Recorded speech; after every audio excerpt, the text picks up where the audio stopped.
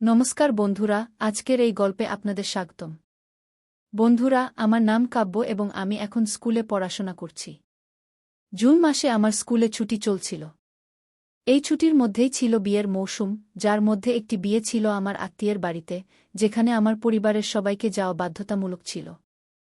আমার পরিবারের সবাই যাওয়ার জন্য প্রস্তুত ছিল, কিন্তু সবচেয়ে বড় সমস্যা ছিল বাড়িতে কে থাকবে এবং বাড়ির দেখাশোনা কে করবে। কারণ বাড়ি বন্ধ করে বিয়েতে গেলে বাড়িতে চুরির ভয় থাকে, তাই সবাই একসাথে যাওয়াও সম্ভব হচ্ছিল না। সবাই মিলে সিদ্ধান্ত নিল যে আমি বাড়িতেই থাকব।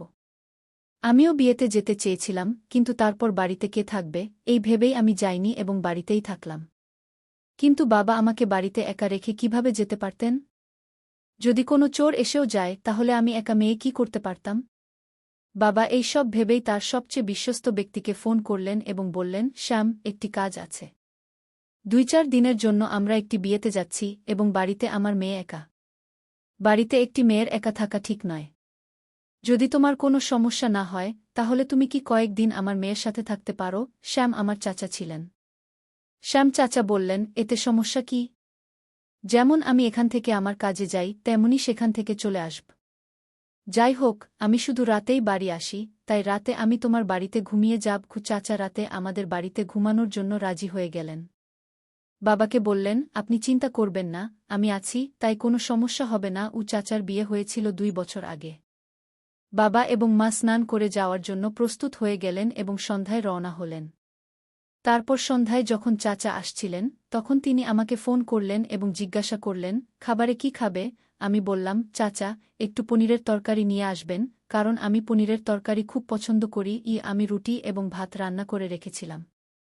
সন্ধ্যায় যখন চাচা এলেন তখন তিনি তার সাথে পনিরের তরকারিও নিয়ে এলেন। চাচা সেখান থেকে আসার পর খুব ক্লান্ত হয়ে গিয়েছিলেন এবং বললেন, কাব্য, তুমি খাবার পরিবেশন করো, আমি হাতমুখ ধুয়ে আসছি। এর আগেও চাচা আমাদের বাড়িতে এসেছিলেন, তাই আমরা একটু ফ্রেন্ডলি ছিলাম। চাচা এবং আমার সম্পর্ক ছিল জিজাসালির মতো। চাচা হাতমুখ ধুয়ে এলেন এবং আমরা একসাথে বসে খাবার খেলাম এবং গল্প করতে লাগলাম।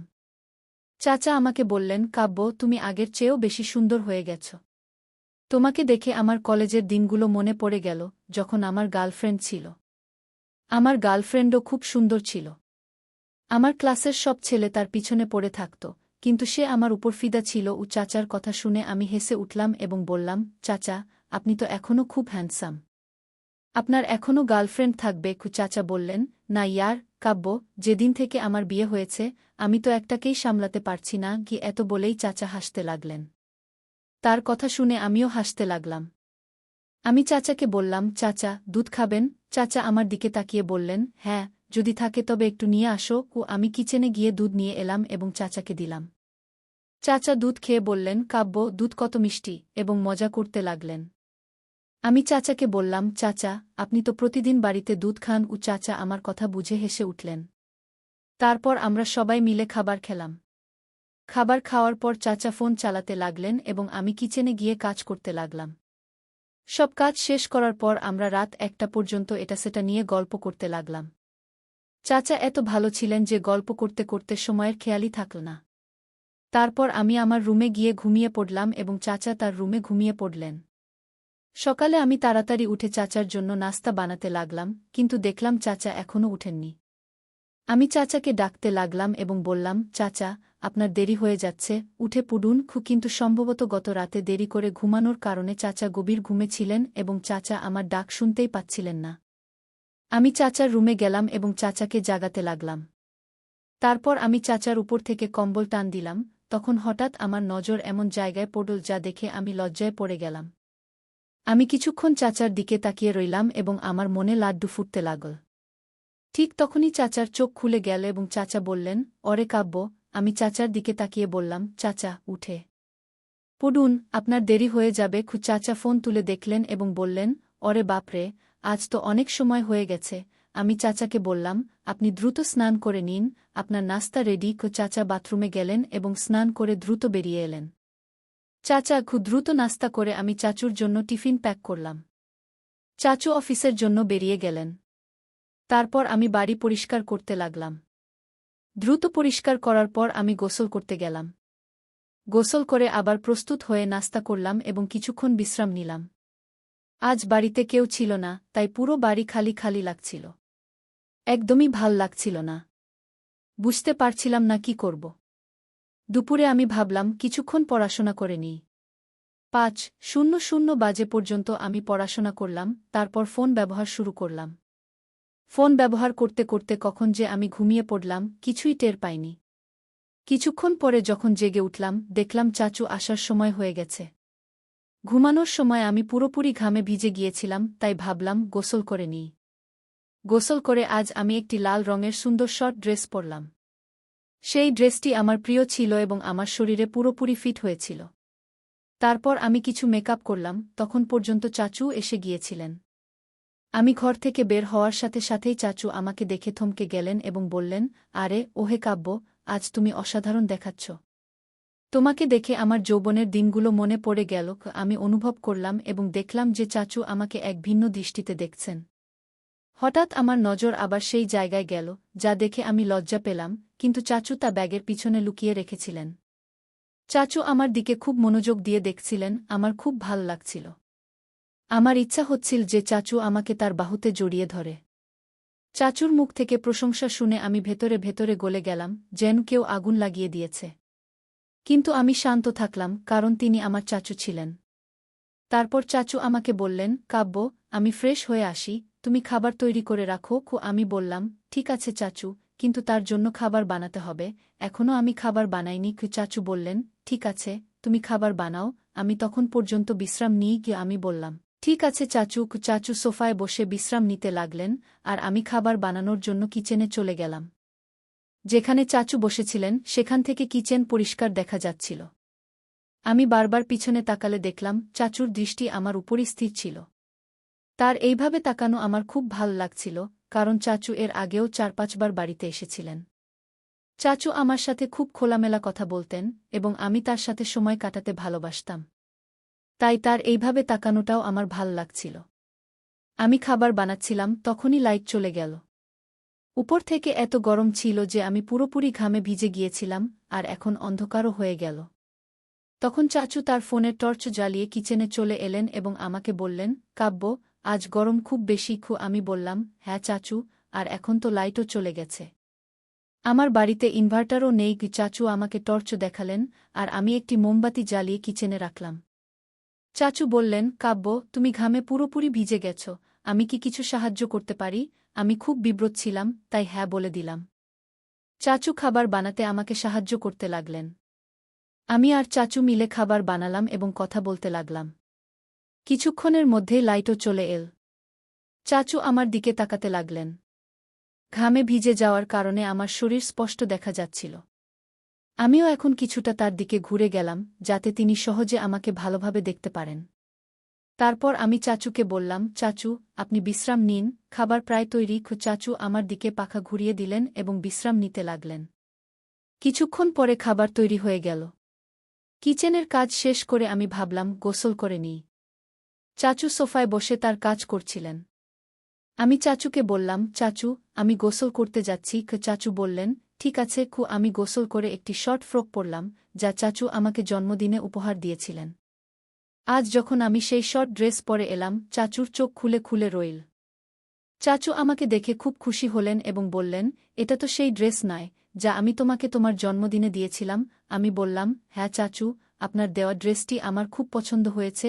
চাচু বললেন, তুমি এই ড্রেসে সত্যিই খুব সুন্দর দেখাচ্ছ।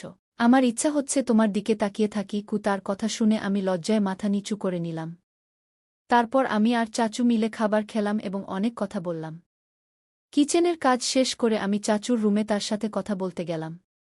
কিছুক্ষণ পরে কথা বলতে বলতে হঠাৎ চাচু জোরে বললেন, কাব্য, তোমার কাঁধে মাকটসা। এতে আমি খুব চমকে গেলাম এবং ভয়ে দৌড়ে চাচুর গলা জড়িয়ে ধরে চাচু মুচকি হাসলেন। তারপর চাচু বললেন, আজ তুমি এখানেই আমার সঙ্গে ঘুমো, কারণ তুমি খুব বেশি ভীত হয়ে আছো। এ কথা শুনে আমি কিছুক্ষণ ভাবতে লাগলাম, তারপর নিঃশব্দে চাচুর পাশে বসলাম। ঠিক তখনই আবার একবার বিদ্যুৎ চলে গেল। রাত প্রায় 1-2টা বাজে। তখন চাচু তার মোবাইলের লাইট অন করল এবং বলল, চলো আজ ছাদে ঘুমাই। আমি এতে রাজি হলাম। চাচু বিছানা আর আমি মশারি নিয়ে ছাদে চলে গেলাম।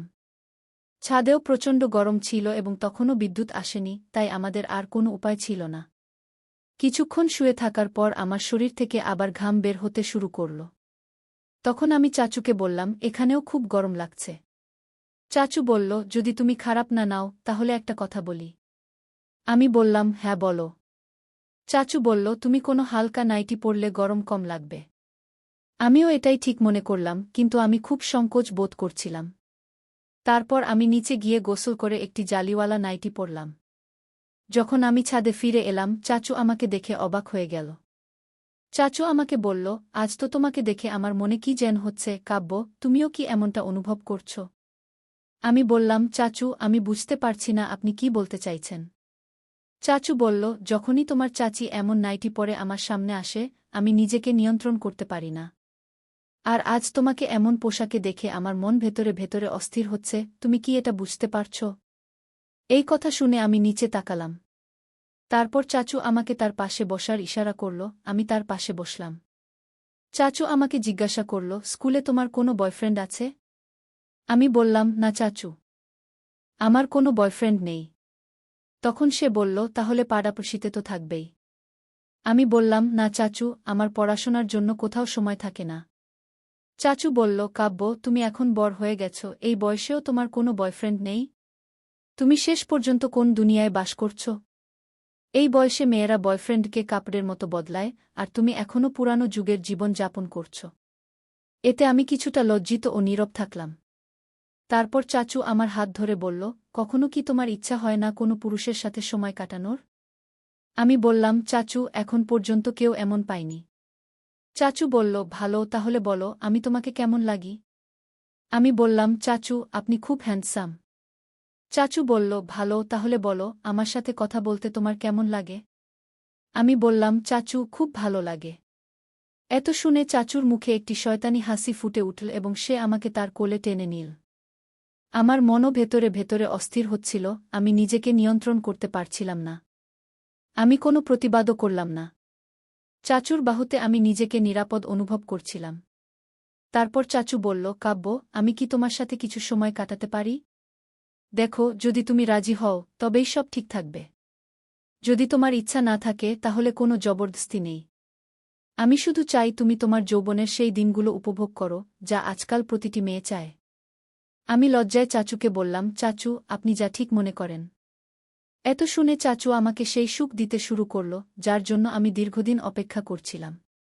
চাচুর সাথে আমার খুব ভালো লাগছিল। কিছুক্ষণের মধ্যেই আমরা দুজনেই আমাদের গন্তব্যে পৌঁছে গিয়েছিলাম।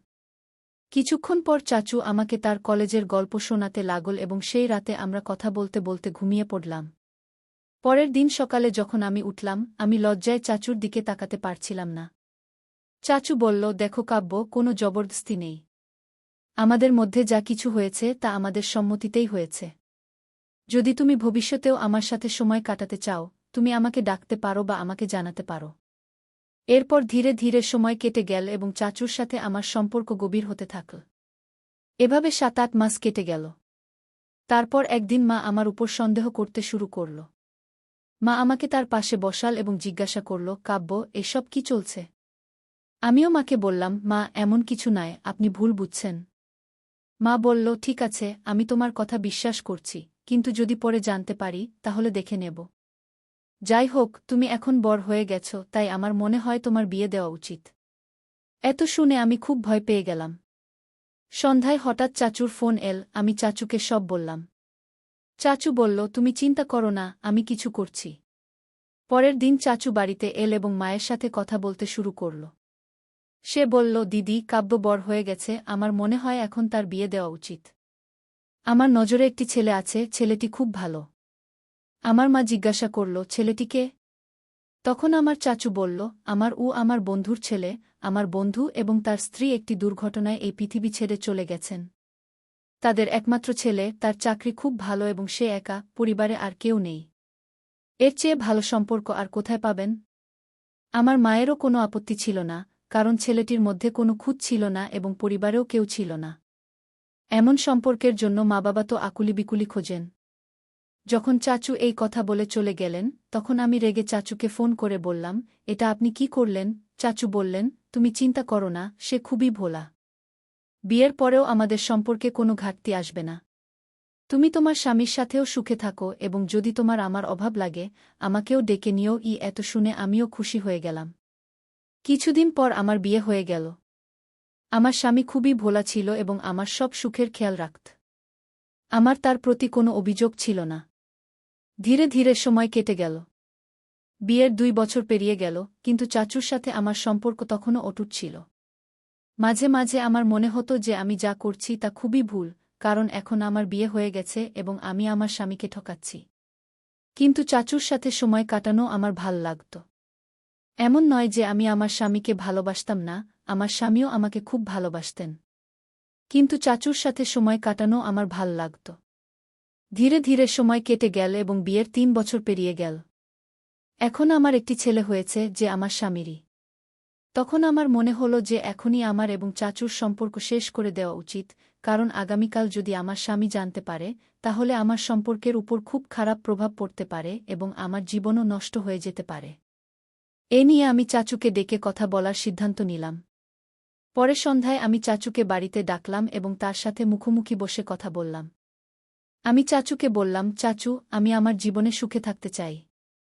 আমার স্বামী খুব ভোলা এবং আমি তার ভোলামির সুযোগ নিচ্ছি। এখন আমার এসব কিছু ভাল লাগছে না।